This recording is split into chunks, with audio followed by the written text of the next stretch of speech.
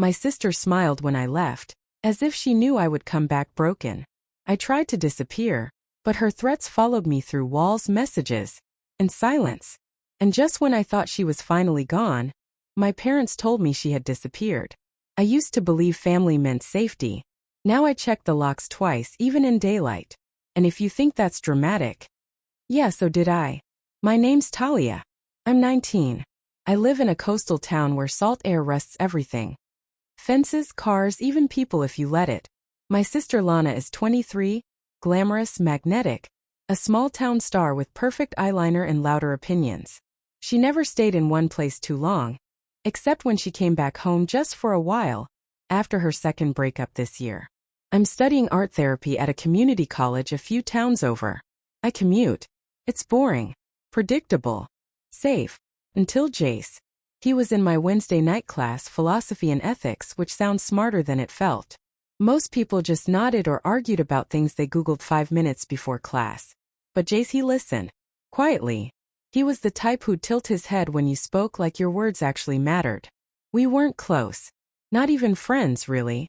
Just two students who'd sit on the same side of the room, nod when the other spoke, and one time walked out together into a thunderstorm. That's how it started. That night the buses were delayed, and Jace offered me a ride. I hesitated, I always do, but it was raining sideways and my shoes were already soaked. Same direction anyway, he shrugged. It was a 20-minute drive. We didn't talk much.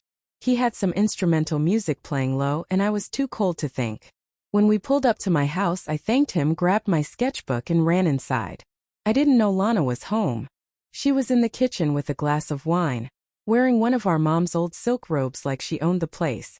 She raised an eyebrow when I came in. Who dropped you off? I told her. Casually. Offhandedly. Like it didn't matter. Because it didn't. Except it did. Lana blinked twice. Slowly. Then poured more wine, but her grip on the stem tightened like she wanted to break it. Jace, she repeated. From your school. I nodded. We had class. He offered. That's interesting, she said, her tone suddenly lighter, sugary. The kind she used when she was mad but didn't want to show it. I didn't realize what I'd done. Not then. The next morning my toothbrush was gone. My favorite mug? Smashed in the sink. She didn't say anything. Just smiled too wide over breakfast. That weekend she showed up at my college with pastries. Said she was in the neighborhood. Sat in the back of the quad scrolling through her phone, but her eyes followed me. I could feel them when I laughed. When I pulled out my sketch pad. When Jace walked past and nodded at me. She didn't wave at him. Just watched. The shift was so quiet, I almost missed it. But I remember the moment exactly. It was Tuesday evening just after sunset. Lana knocked on my door, stepped inside without waiting, and held out a necklace. Our mom's necklace. The one with the chipped green stone I wasn't supposed to touch. You should wear this, she said sweetly. You want to look nice, don't you? I blinked. For what? For him, she said. You always were good at taking things that aren't yours. My stomach dropped. She smiled and dropped the necklace in my lap. That was the first time I locked my bedroom door. I didn't know it then, but it wouldn't be the last. Some people say jealousy makes people act out. I think it makes them rewrite stories that never belonged to them in the first place. After Lana dropped the necklace in my lap, she didn't storm off or shout. That would have been too simple. Instead, she smiled wide and patient, and walked away like she'd just given me a gift. I didn't touch it. I just left the necklace on the corner of my desk, like a relic I wasn't sure I was allowed to own. Over the next few days, the house changed shape. Not literally, but the atmosphere thickened, like fog that sat only in rooms where I was alone. Doors would already be open that I remembered closing. My lotion bottle moved from the nightstand to the bathroom. Someone had gone through my sketchpad, the pages bent in ways I never left them. Still, I convinced myself it was nothing. Maybe I'd just forgotten. That's how it always starts. You explain it away. You blame yourself. You rationalize. And I wanted to believe it wasn't her. You probably think I'm being naive. Maybe I was. One night I came home from a late study group and the porch light was off. It always stayed on until midnight, house rule. But that night, I stepped onto the porch in the dark and tripped over something hard and slick. The box of my charcoal pencils, the good ones, shattered on the step, scattered like glass. Inside, Lana was humming in the kitchen. She didn't ask if I was okay. Didn't even glance up. I swept up the pencils one by one, feeling something cold and deliberate pressing into my chest. She knew I'd fall. She turned off the light. Still.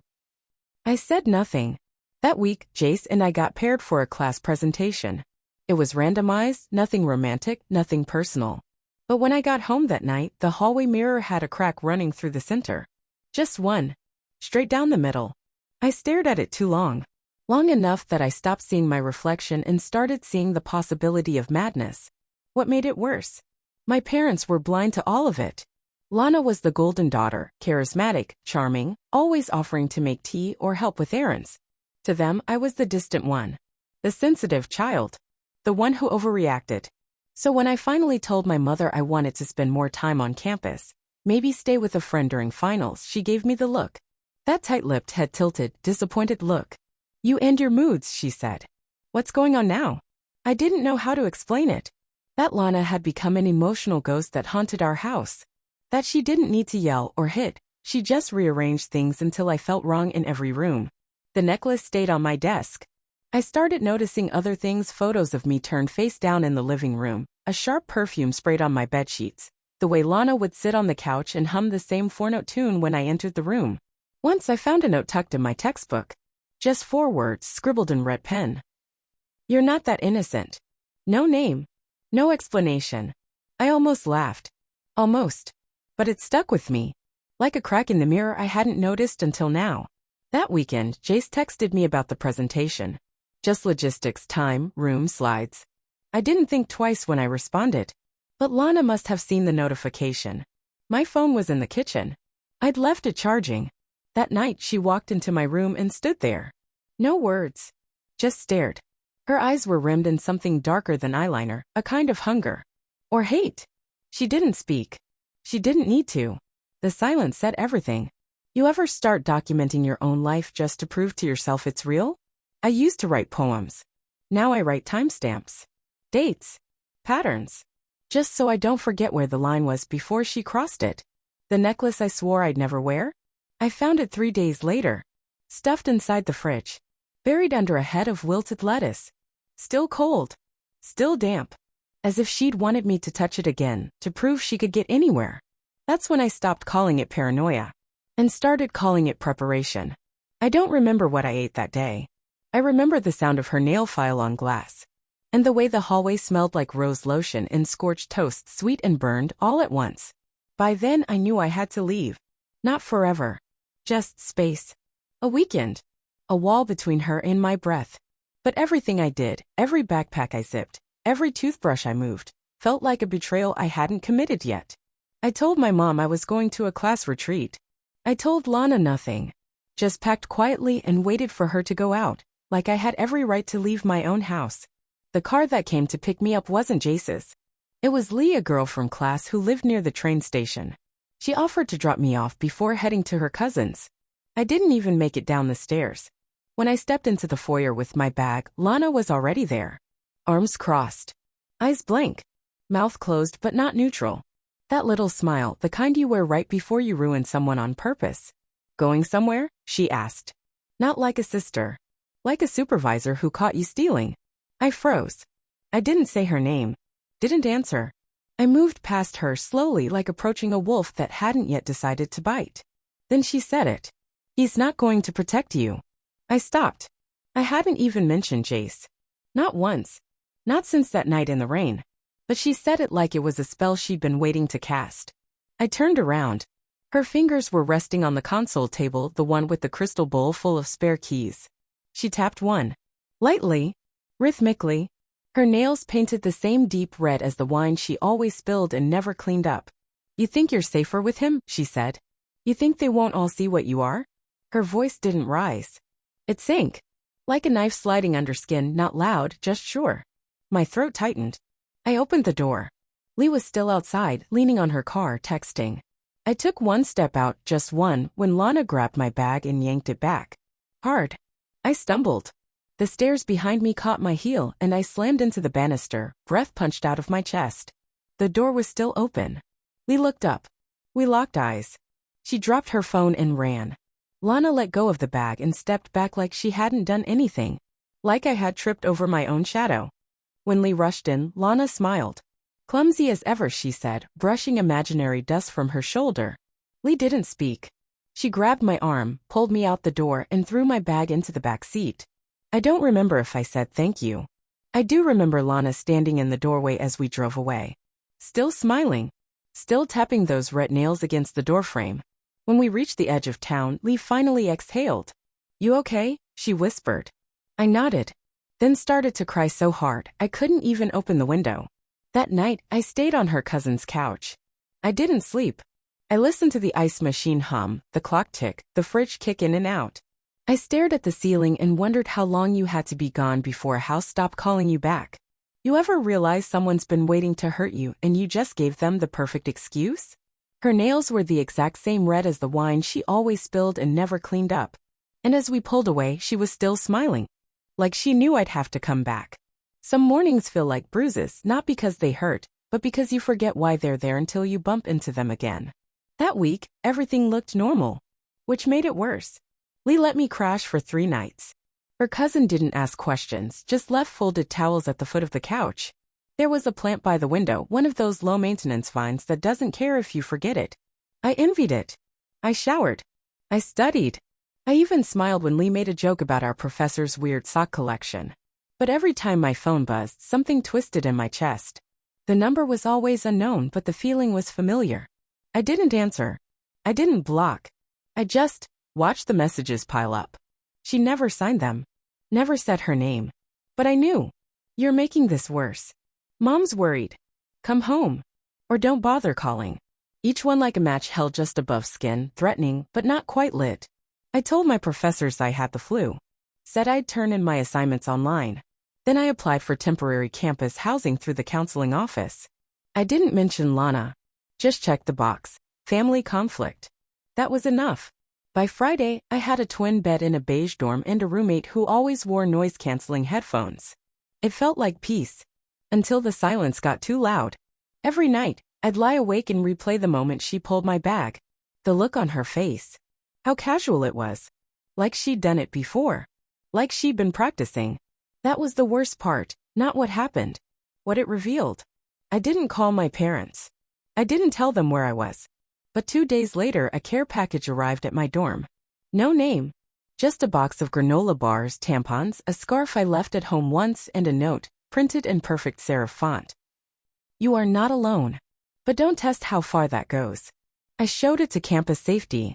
They filed a report but said unless a name was on it or she showed up in person, it was a gray area. Gray. Like the scarf. Like my mood. Like the walls of this stupid dorm that smelled like old coffee and detergent. People started noticing I was off. One girl in class told me I looked so composed, she wished she had my calm. I wanted to laugh. I wasn't calm. I was numb. I didn't post on social media. I didn't reply to Jace when he asked if I was okay. I didn't want anyone to see me like this. Least of all her. But when I passed the quad one afternoon, I saw a girl sitting alone with the same chipped greenstone necklace Lana had left me weeks ago. Not identical, just similar. And I froze. Because in that moment I realized I had no idea what she was capable of. If she could show up here. If she'd find someone to watch for her. If she already had. I went back to my room and turned off all the lights. Closed the blinds. Sat in the dark with my knees pulled to my chest. I didn't cry. I didn't breathe right either. You ever pretend everything's fine just long enough to make people stop asking and then you realize they actually believe you? The scarf smelled like home. And warning. Like something folded over a bruise. I thought I was safe. Until the next envelope arrived. There's something cruel about envelopes. They hide. They wait. And then they unfold themselves like they've done nothing wrong. The second envelope came 3 days after the first. No return address. No handwriting. Just a thick ivory rectangle slid under my dorm room door while I was in the shower. It didn't say much. Just a typed sentence. We both know you don't belong there. No signature. No threats. But my name was spelled with the accent only family ever remembered to add. I didn't show that one to campus safety. I didn't want a folder with my name on it. I wanted a life. For the next week, I walked faster between classes, sat near exits, checked the back of every rideshare twice before getting in. I started eating in the library, back against a wall. You probably think I'm paranoid.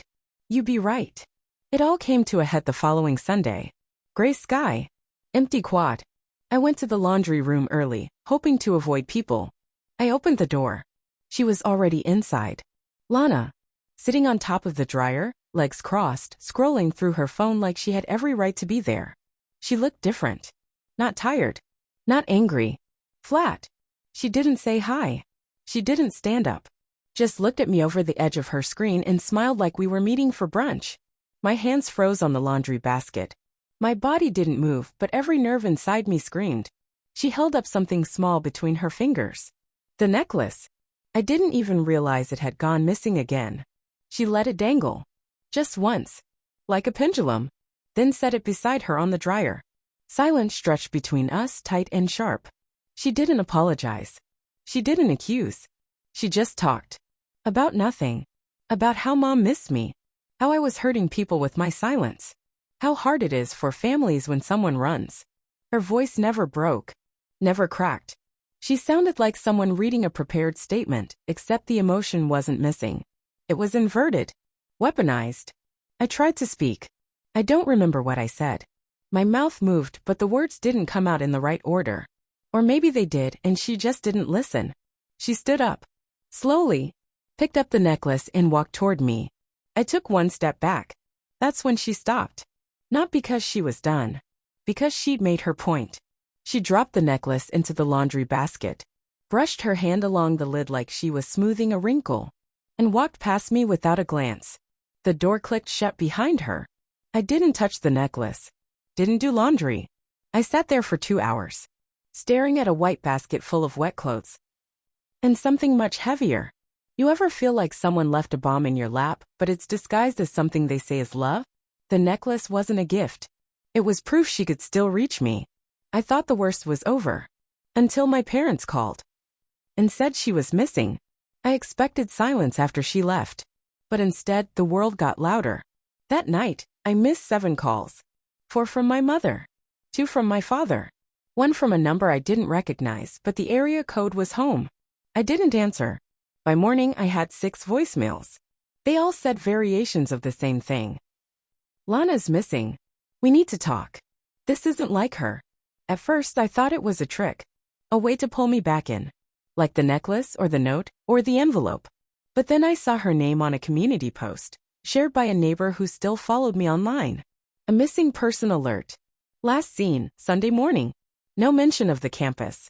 No mention of me. Just a picture of her at our cousin's wedding 2 years ago, smiling wide, teeth perfect. The caption calling her gentle and misunderstood. I stared at the screen for a full minute. Then I threw my phone against the mattress and sat in the dark. For once I didn't feel fear. I felt heat. Not rage, not yet. But the kindling of it. The quiet knowing that they would find a way to make this my fault. And I was right. The next day my mother showed up on campus. She didn't call first. She didn't text. She just appeared, sitting on a bench outside the library like she'd been there for hours. She didn't yell. She never does. Instead, she looked at me with that face. The one people mistake for grace. The one that says I'm disappointed, but I love you anyway. It broke me faster than shouting would have. She told me that Lana was probably just overwhelmed. That she hadn't been herself since I left so abruptly. That the house was so quiet now. Then she said the part one knew was coming. You know how fragile she's always been. I almost laughed. But I didn't. Because the part of me that used to beg for her approval still wanted to be understood. I asked her quietly if she remembered the messages. The threats. The bruises. She waved it off. Your sister's dramatic. You know that. No. Not dramatic. Deliberate. I didn't fight. I didn't scream. I just stood up and walked away. She didn't follow. That night, my dad emailed me. Not called emailed. It was 3 paragraphs of passive blame. Phrases like, tense family dynamics, girls will fight, maybe you could try calling her. They wanted peace. But only the kind where I stayed quiet and she stayed in control. I forwarded the email to my campus counselor. I didn't write anything with it. Just send it like a flag. That was the night I changed my number. and changed my locks, and changed the part of me that still wanted to go home. You ever realize the only way to protect yourself is to let them believe they're right? The necklace was still in my laundry basket.